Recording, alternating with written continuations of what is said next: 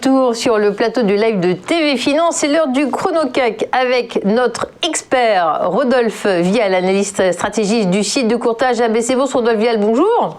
Bonjour. Merci d'être avec nous. Alors, comme prévu, le CAC 40 était attendu en ouverture dans le vert. Effectivement, plus 0,4%. On a l'impression qu'on commence doucement.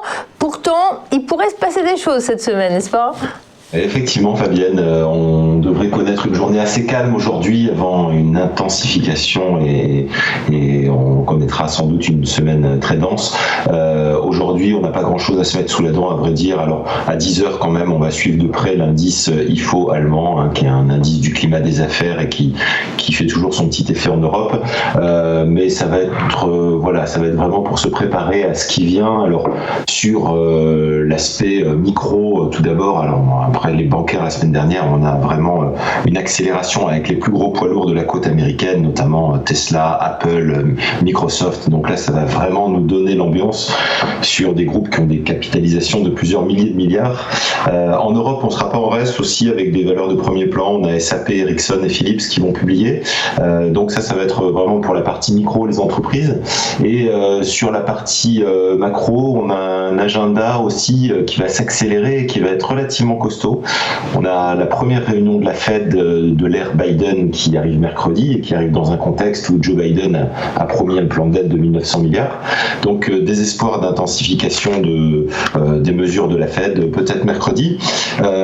Jeudi, on accélère encore avec un PIB américain pour le 4e trimestre où là on attend une progression de 4%. Et puis on aura pêle-mêle aussi les PMI, la confiance des consommateurs, etc., etc. Donc il y a beaucoup de choses. On va plus trop savoir où donner de la tête. Alors, dans cette ambiance, effectivement, le CAC 40 commence du bon pied, comme on le voit sur le graphique, là, plus 0,38% à l'instant. On est toujours installé au-dessus de ces supports à 5515 points. Alors, un support qu'on est venu toucher quand même vendredi. Alors, malgré tout, on est sur des niveaux élevés. On reste toujours un peu fébrile en attente. Voilà. Alors, on attend les catalyseurs. Est-ce qu'ils viendront cette semaine ? Est-ce que les chiffres seront en ligne avec les attentes ? Il est un peu tôt pour se prononcer.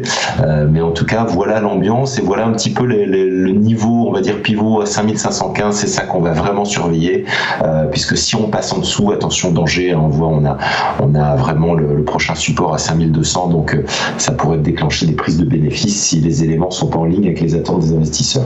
Donc on reste quand même sur le qui-vive avant cette avalanche d'informations.